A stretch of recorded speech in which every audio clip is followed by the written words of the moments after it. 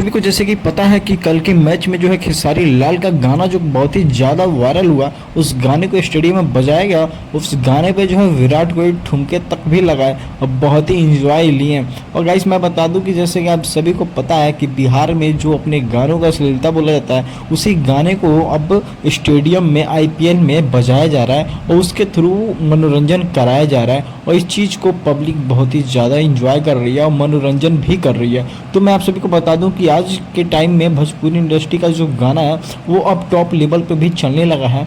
और cricket team में जैसे कि स्टेडियम में भी इस गाने को बजा करके बहुत ही ज़्यादा तारीफ़ की जा रही है, क्योंकि भाई अपने भोजपुरी गाने के बिना ना कोई भी स्टेडियम कहीं भी मनोरंजन हो ही नहीं सकता।